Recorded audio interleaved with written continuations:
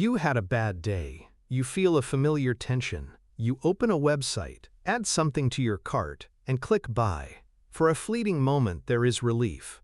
Then, guilt. You just took your brain's most expensive medicine. Why does it work so well? This is not a failure of your willpower. It's a feature of your brain's ancient operating system. This system is brilliant at one thing: seeking the fastest, most reliable path to feeling better, to escaping pain.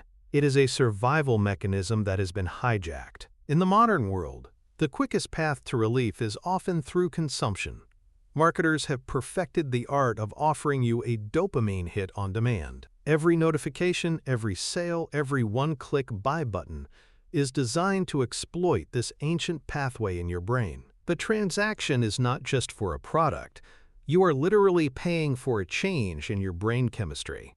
The problem is that the relief is temporary, but the financial consequence is permanent. This creates a devastating feedback loop. The more you use this medicine, the less effective it becomes. You start needing a bigger dose, a more expensive purchase to get the same level of relief. This is the path to chronic financial stress, all driven by a simple, predictable brain function. So if you cannot fight your brain's core programming with willpower, how do you escape the loop? You do not fight it. You redesign the system it operates in. And it starts by diagnosing the real trigger. Step 1 is awareness. Name the emotion. The urge to buy is not the real problem. It's a symptom. The real problem is the underlying feeling you are trying to escape. Is it boredom, stress from work, loneliness, or inadequacy? Just by pausing to identify the true emotion, you engage your prefrontal cortex, the logical, planning part of your brain. This act alone weakens the grip of the primal, impulsive brain. You are shifting from a passenger to the driver. Once you have named the emotion, you can prescribe a better medicine. If the problem is loneliness, the solution is connection, not a new pair of shoes. If the problem is stress, the solution is rest, not a new gadget. Step 2 is friction, the 24-hour rule. For any non-essential purchase over a set amount, say $50, you must put it on a list and wait 24 hours. This simple delay is kryptonite for the impulsive brain, which craves immediate gratification. This cooling-off period allows the emotional wave to pass. The dopamine craving subsides, and your logical brain comes back online. After 24 hours, you can make a decision based on your actual needs and goals, not on a fleeting feeling. This system works because it does not require you to be strong. It requires you to be smart. You are creating a buffer between impulse and action. But there is one final piece needed to make this system unbreakable: replacement. Step 3 is replacement. Build a new pathway. You cannot extinguish a habit. You can only replace it. You need to create a pre-planned menu of healthy, low-cost medicines for your most common emotional triggers. When you identify the trigger, let's say stress, you do not just resist spending. You immediately consult your menu and execute the replacement behavior. Feeling stressed? The plan says go for a walk. Do it immediately. No debate. At first, this will feel unnatural. The new behavior does not provide the same intense, immediate hit as spending. But with repetition, you are carving a new neural pathway in your brain. You are teaching it a better way to find relief. The goal is to make the better choice the easier choice. Place your running shoes by the door. Create a podcast playlist for when you are bored. Put a friend's number on speed dial.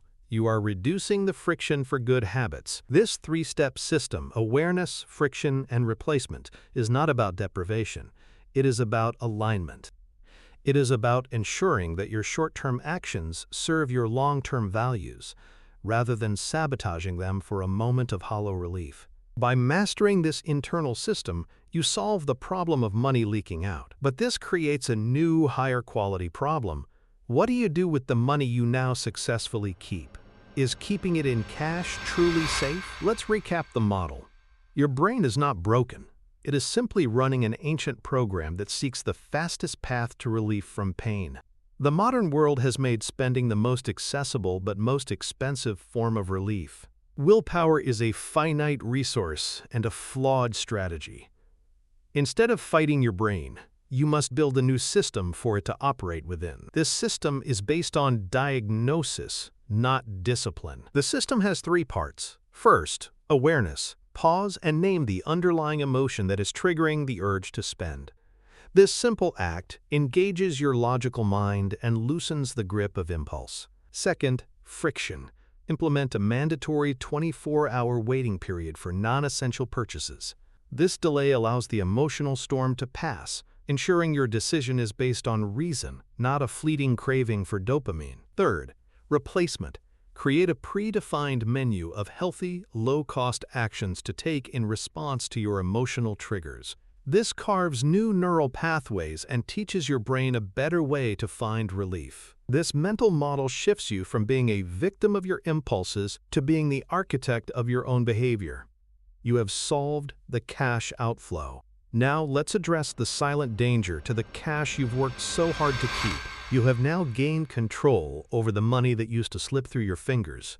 You are building a cash reserve, a foundation of security. The pile of money in your savings account grows, and it feels safe. It feels responsible. But your brain's ancient wiring has another glitch, one that is far more subtle and dangerous than the impulse to spend. It is a glitch that mistakes the absence of movement for the absence of risk. This glitch makes you fear the small, visible risk of investing while ignoring the slow, invisible certainty of loss from inflation. The very instinct designed to protect your wealth is the one that guarantees its decay. You have done the hard work of saving. The next critical step is to understand the psychology that keeps good savers from becoming successful investors. How do you overcome the deep-seated fear of loss to make your money work for you? That is the question we answer in the next video. We expose the psychological trap of loss aversion and give you the mental model to see risk not as something to be avoided, but as the price of admission for meaningful growth. To make that critical shift from simply protecting what you have to building what you want, click the video on your screen right now. It is the logical next step in your journey to financial peace of mind.